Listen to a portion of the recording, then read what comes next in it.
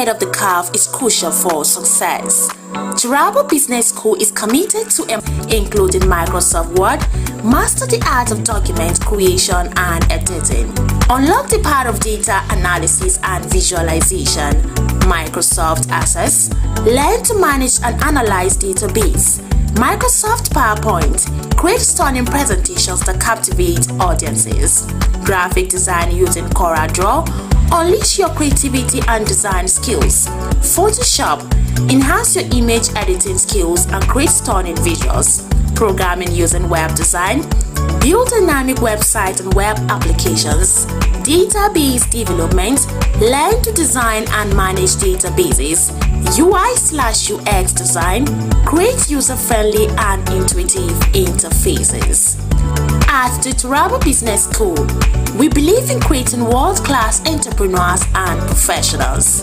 Our experienced instructors will guide you every step of the way, providing you with hands-on training and mentorship. Don't miss this opportunity to gain a competitive edge. Contact us today to learn more about our program and register for the next session. Call 080-6026-9140, 070-6342-8464 or 090.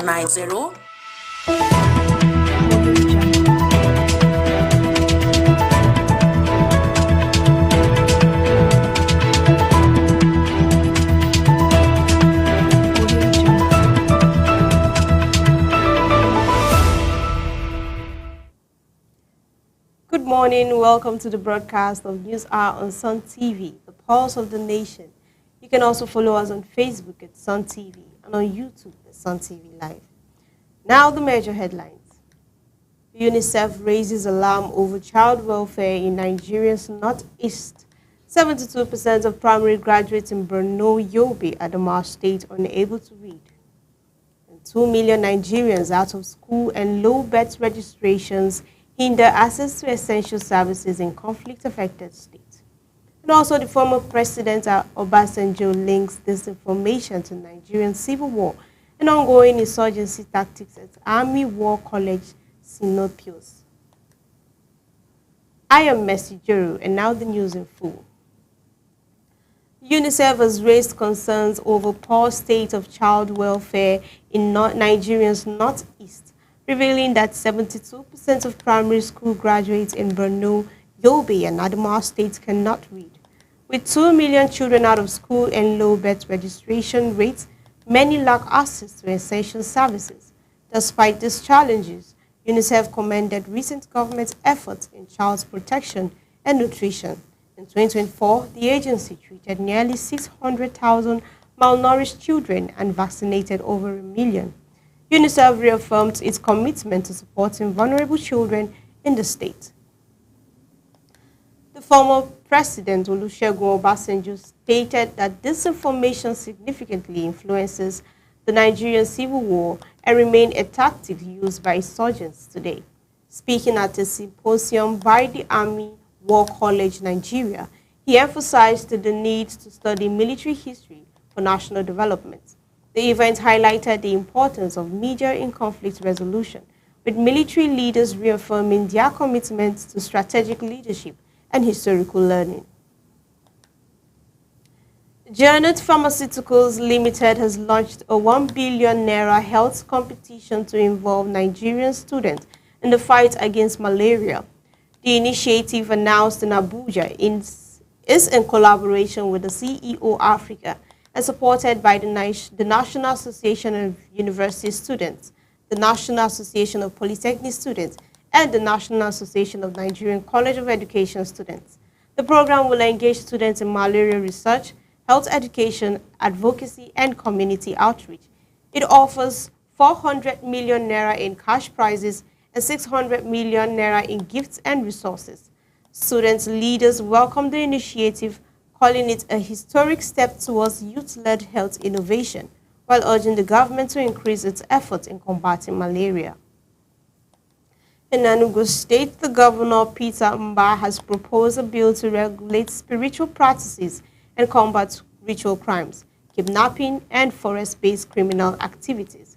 The bill mandates registration for spiritual practitioners, ban money rituals and protects proactive chants, and impose strict penalties including up to 20 years imprisonment for ritual killings and enabling criminal hideouts. It also requires landlords and hotels to collect and report guest information and install surveillance systems.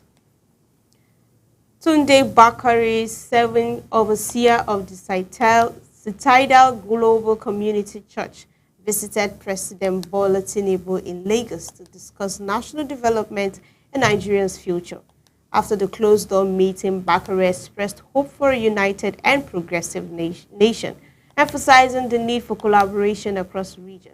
He declined to disclose details of their conversation, but said the president received him warmly.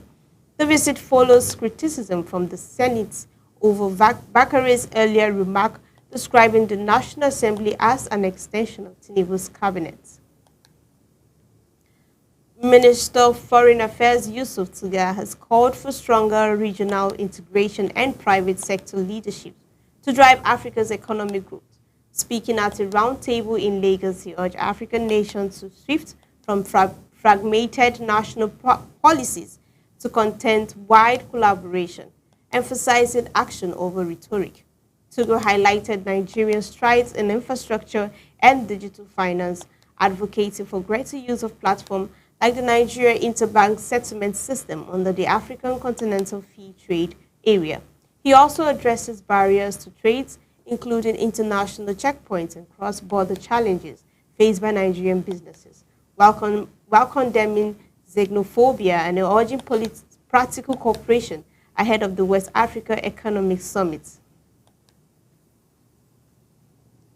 Two young men, Samuel Marcus and Aruture, were shot dead near the Abraka railway station in Delta State in a suspected reciprocal attack. The killings occurred hours after security forces killed 4 suspected Fulani kidnappers, an incident that has unsettled the local community. Marcus and Aruture were ambushed while driving through a known high-risk area with a history of criminal attacks. Their vehicle was found riddled with bullets, with Marcus dying at the scene and Aruture confirmed dead later. Military personnel have secured the area to prevent further violence as investigations continue and rising tensions in the community.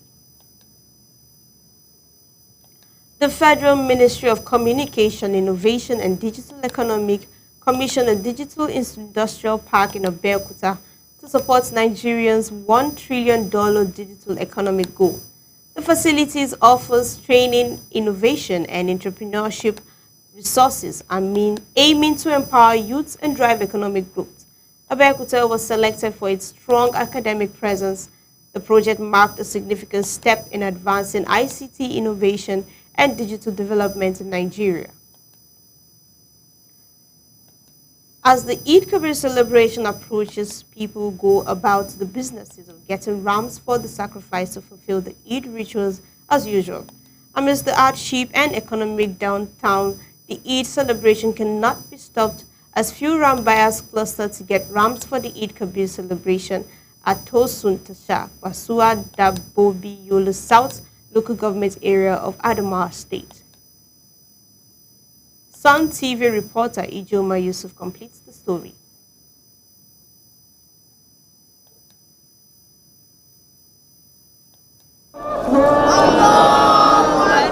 It's just few days to the celebration of Eid Kabir, and so I journeyed to the popular cattle market, Teshan Sani, at Yola, Adamawa State. My journey to the cattle market was incredible, as it's just few days to the Salah celebration. Kasuwan Dabobi at Yola South is one of the most popular cattle markets. Some of the buyers decry the high cost of rams, as the sellers also state reasons why the hike in price this year was different. Gaskiya ni yanzu ina gani ma na zo sayan uku ne, amma ina gani karshen sa ba zan wuce sayan ɗaya ba, saboda yanayin da na kudin yayi doubling, kudin ragunan gaba daya ukun ya dawo daya. dabbobi sun yi kuɗi a shekarar nan ba su yi yawa kamar wancan shekara. Wancan shekara da yawa sun yi kiwo, an kawo kasuwa kuma da yawa sun faɗi. Mutum in ba sana'ansa ba da wuya ya sake yin kiwo. Kuma yanayin canjin kuɗin Najeriya da kuɗin Kamaru, da ana samun raguna gefen Kamaru can raguna suna shiga Najeriya. Amma shekarar nan ragon da za a je saya a Kamaru ne an canja jakan su 200 kusan 600 ne, jaka 100 kusan 300 da wani abu. Kaga dabbobin sun yi tsada da Kamaru, in ba wanda sai je saya a Kamaru ya kawo nan ya dawo nan ya ke saya shiga da su Kamaru. Kaga dole ne rago ya tsada. Speaking to the chairman of the cattle market, he noted that their rams are healthy and well fed, properly ready for the Salah celebration. Well, we can say that the last year price of ram is different with this year. But last year the ram is more cheaper than this year. Well, even now it's not cost than people can sell inside the town. As I go around the markets, I can also attest that their cattle here are well fed, fattened and prepared to be slaughtered for the Eid Kabir celebration. I am Ojama Yusuf, reporting for Some TV News. Still from Adamawa State, a 75-year-old woman in Dinga Allah community, Mayo Belwa, local government area of Adamawa State, has suffered a severe mutilation, including the amputation of her hand, a breast injury, and a broken leg, after being attacked by local hoodlums who accused her of witchcraft. The attackers also isolated her knees, removing one of her eyes. Police have confirmed the incident, arrested the suspect, and assured the public that investigations are ongoing and justice will be pursued. And our Sun TV reporter Ijoma Yusuf completes the story. 75-year-old woman suffers amputation in Yola. A 75-year-old woman has been attacked by hoodlums in her house at the middle of the night. She was attacked by these hoodlums, accusing her of witchcraft. According to her, she was asleep in her house on that fateful night when the hoodlums broke into her house, cut off her hand, broke her leg, and cut some parts of her breast. Yaron nan ya shigo, ban san shigowar shi baka, amma da ya fara sara na falka, na tashi na zanna kaman haka, sai ya rap ya kama ni nan ya rike, da ya rike sai ya haɗa ni da ƙarfen gado, yana sara da adda. Ina kallon shi kuma ni na gane shi, to sai na buga ƙara sai ƙanina ya roƙo, da Ibrahim ya roƙo sai ya duka ya fita, to farin wata ne ina kallo ne. Ina rike da adda. To, ya riga ya gama aiki, kahin Ibrahim ya je ya bi shi ya tsere. To, ashe su biyu ne ni ban sani ba. Ban ga wancan ba, amma ni shi kan na gan shi.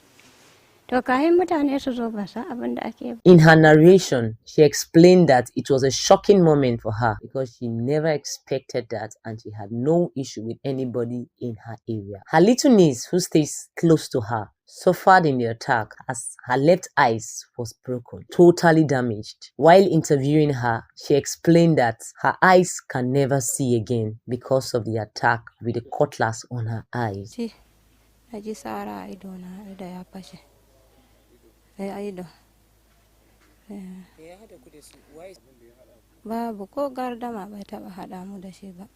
It was actually a sad moment as I journeyed down to FMC, Federal Medical Center, Yola, Adamawa State. The story was actually a pathetic one.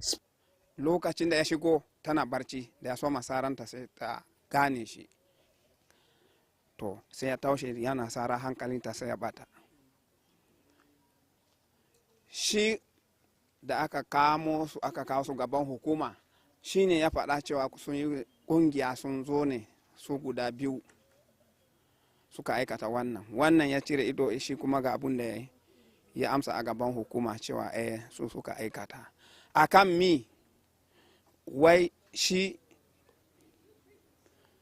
akwai yar uwansa ta taba yin rashin lafiya wai wani boka ya bata magani wai sai ta yi mafalkin wannan maman dare aka je aka gaya mani aka je ga abun da ya samu mamana da yarka a wuta to daga na zo ma na tadda ita kan kaman ba rai da muka ɗauko muka taho muka zo nan da ranta ya dawo ta gaya mani ta ce tambaya mata aikin nan na ce kun gane ta ce ta gane kun gane ta ce ta gane na ce to Allah ya kawo maku sauki to da aka kamo su aka kawo su suka ce lalle su yi.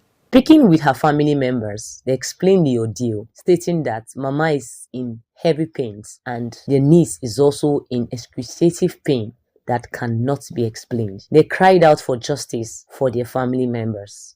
Confirming the incident with the Adamawa State Police Command Public Relations Officer, SP Suleiman Yaya Ongoroji, he noted that Adamawa State Police Command condemns the act, and he reiterated that all members of the public should stay away from taking laws into their hands, as the matter is still on investigation.